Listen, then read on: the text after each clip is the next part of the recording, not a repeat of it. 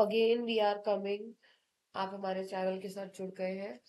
Like करिए, comment करिए, share करिए, सब्सक्राइब करिए। और आज हम पढ़ने वाले हैं अरुणोदय पब्लिक स्कूल की बुक से math subject chapter number 4 fraction. मैं आपको बुक दिखा देती हूँ। ठीक है, ये रही बुक।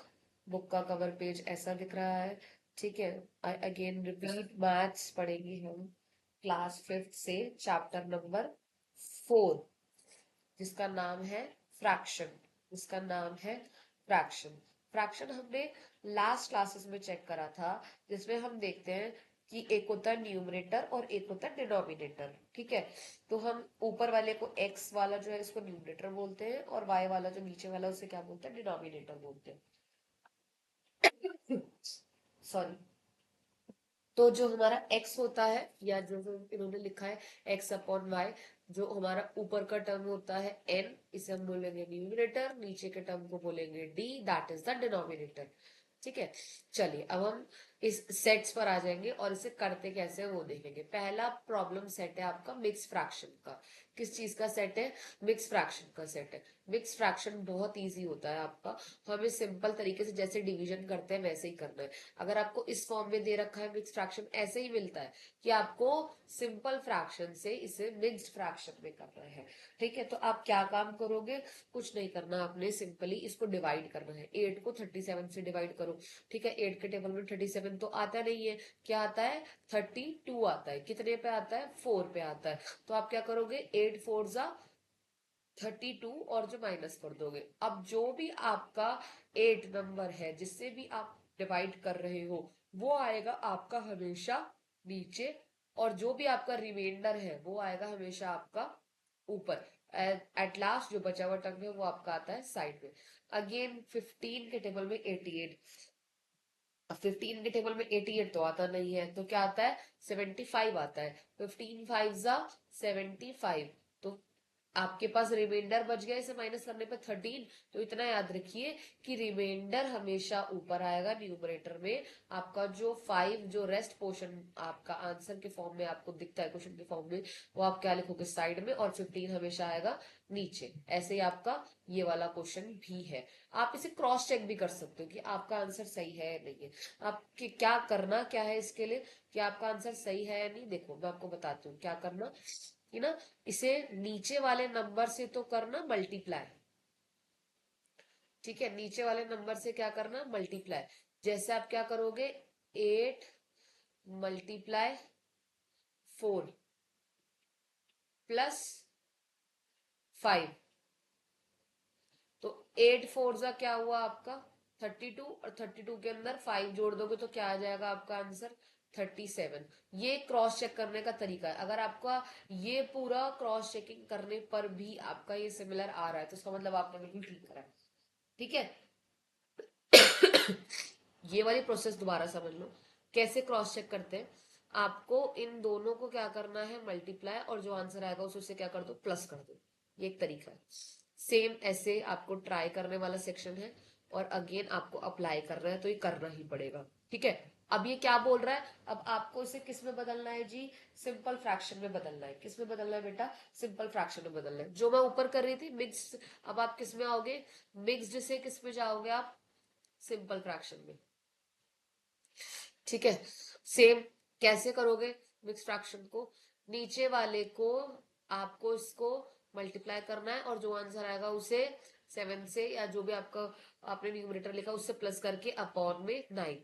सेम है, सेम है, मैं आपको बता रही हूँ। 6 को 3 से मल्टीप्लाई करो 18, 18 के अंदर 4 प्लस करो 22, 22 अपॉन में 6। मिक्स्ड से सिंपल जाने के लिए ये करते हैं। ठीक है, ये प्रोसीजर है। और सिंपल से अगर आपको मिक्स्ड में आना है तो सिंपली आपको क्या करना है बेटा? डिवाइड करना है। ठीक है, सेम यही है। आप इसे सॉल्व करके देखोगे क्या निकलेगा? 7 4 जा 28, 28 में 3 प्लस करोगे तो क्या आएगा? 28, 29, 30, 31। तो आंसर क्या आएगा? 31 अपॉन में 7। ठीक है, अगेन 3 9 जा 27, 27 में अगर आप 8 प्लस करोगे तो क्या आएगा? बताओ। 27 में आपने 8 प्लस करे।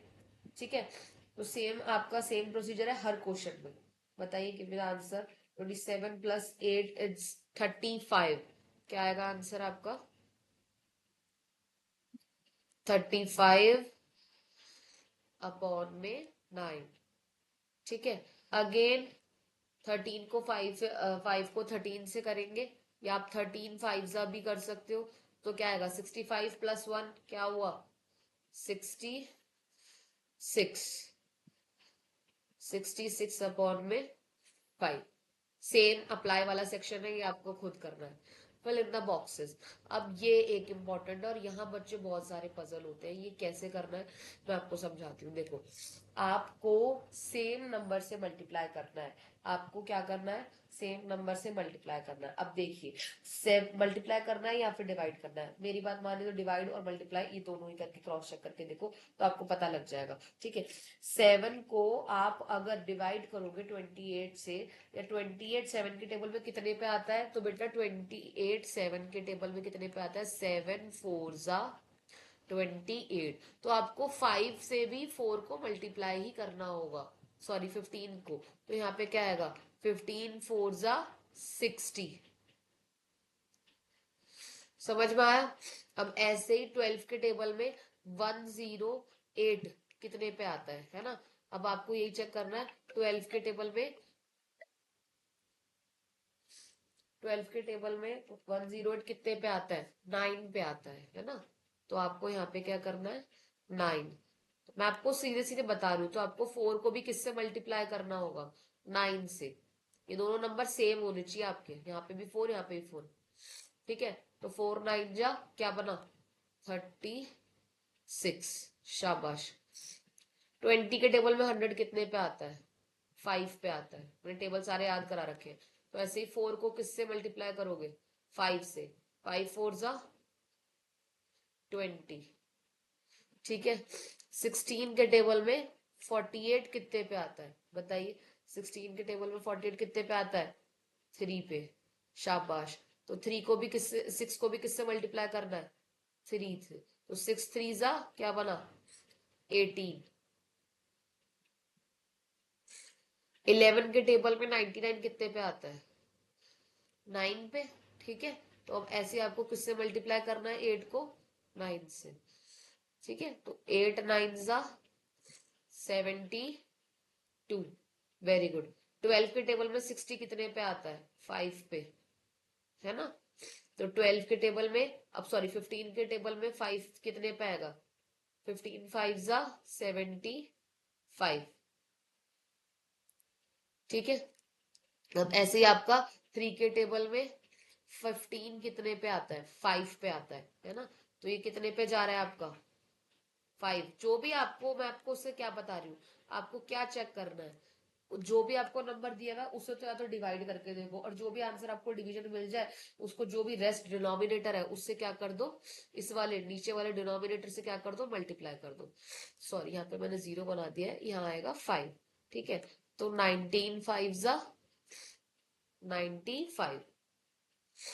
ठीक है, मैं सारे सॉल्व करके दिखा रही हूँ, उसका मतलब ये नहीं है कि आप खुद नहीं करोगे, खुद भी करना है। ठीक है, 18 के टेबल में, सॉरी 17 के टेबल में 85 कितने पे आता है? बताओ, बताइए बताइए। 17 के टेबल में 85 कितने पे आता है? बताओ बताओ, जल्दी बताओ, टेबल याद होने चाहिए भाई। और अगर नहीं है तो याद कीजिए प्लीज, बताइए। मैं बताती हूँ, 5 पर आता है। ठीक है, तो ये भी किससे मल्टीप्लाई होगा? 5 से। 2 5 जा क्या बना? 10। ठीक है, अब ऐसे 10 के टेबल में 90 कितने पे आता है? ये तो इजी है भाई, 9 पे। 40 के टेबल में 90 कितने पे आएगा? वही 40 का टेबल तो अब याद नहीं करा तो 9 जा करके देखिए क्या आएगा? 4 9 जा 3 और 6 क्या बना? 36। तो ये क्या आ गया? 360। मैंने ये पूरा क्वेश्चन सॉल्व करके दिखाया है, टास्क 2। अब आप ये वाला क्वेश्चन खुद भी एक बार घर से प्रैक्टिस करेंगे, अपनी अपनी नोटबुक्स में करके आएंगे। ठीक है, अब हम यहाँ देखते हैं सेट 3। ये आपको डायरेक्ट परफॉर्म करना है। ठीक है, अब ये पे यहाँ आपको क्या दिया है? 4 9। 4 इक्वलेंट बताना है आपको, उसके 4 इक्वलेंट। 4 इक्वलेंट का मतलब क्या है कि पहले आप इसे सीरीज में मल्टीप्लाई कीजिए, इन दोनों को एक बार आप मल्टीप्लाई करो 2 से। ठीक है, फिर इन दोनों ही टर्म्स को एक बार आप मल्टीप्लाई करो 3 से, फिर इन दोनों ही टर्म्स को एक बार आप मल्टीप्लाई करो 4 से, ये होता है इक्विवेलेंट। ठीक है, अब ऐसे 5 बोले तो आप कितनी बार करोगे, एक बार 2 से कर दो, फिर एक बार 3 से कर दो, फिर एक बार 5 से कर दो, ऐसे 6 बोले तो 6 से कर दो। अप्लाई वाला सेक्शन भी कीजिए। अब आपको क्या करना है, डायरेक्ट करना है, डू एज डायरेक्ट। अब देखिए क्या बोल रहा है, फाइंड द इक्विवेलेंट फ्रैक्शन।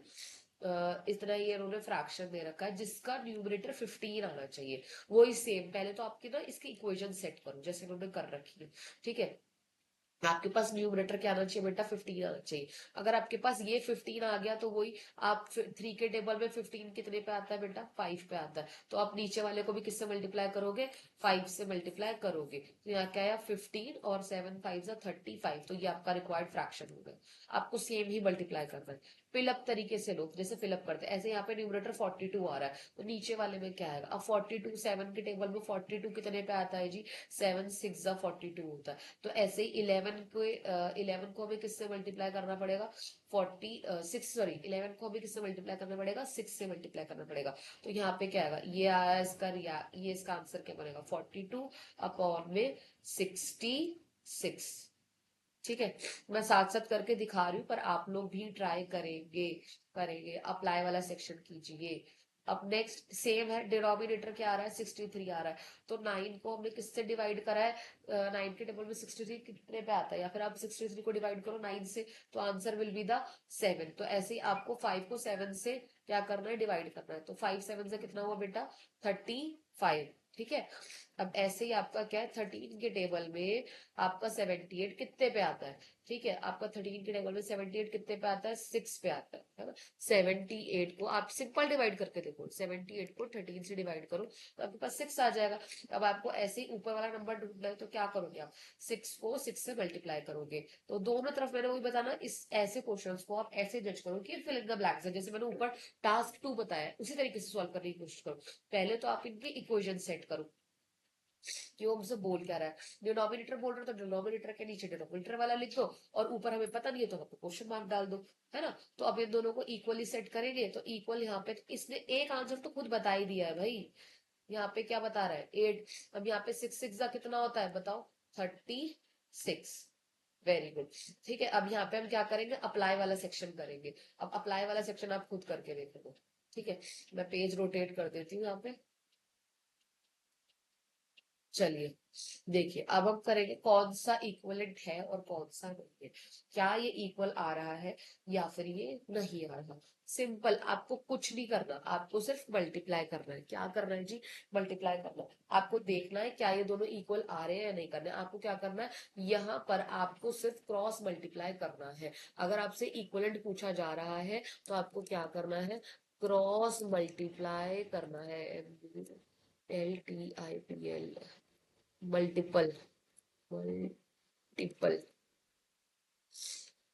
आपको दोनों ही चीजों को क्या करना है बेटा, क्रॉस मल्टीप्लाई करना है। तो आप 7 को 12 से करोगे और 4 को 21 से करोगे। आप इन दोनों ही नंबर को मल्टीप्लाई करके देखोगे, अगर ये दोनों इक्वल है तो दैट मीन्स इक्वलेंट, और अगर ये नंबर दोनों इक्वलेंट नहीं है तो इसका मतलब ये क्या है, नॉट इक्वल।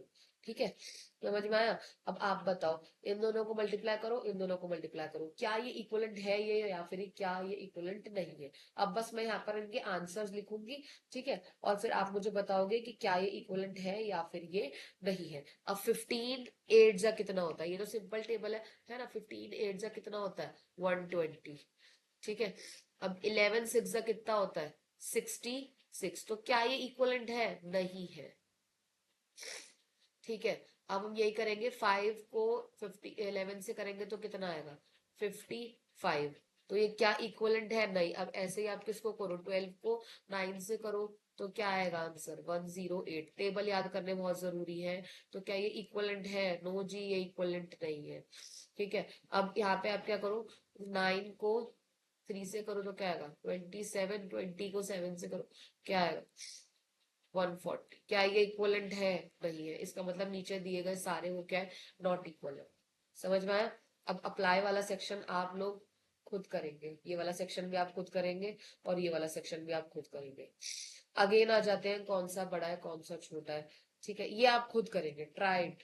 योरसेल्फ, खुद ट्राई करके देखिए, तभी पता लगेगा। अब यहाँ पर आपके प्लस माइनस के लिए आए हैं, सिंपल जैसे हम करते हैं, ठीक है। अब प्लस माइनस कैसे करते हैं, सिंपल करना है।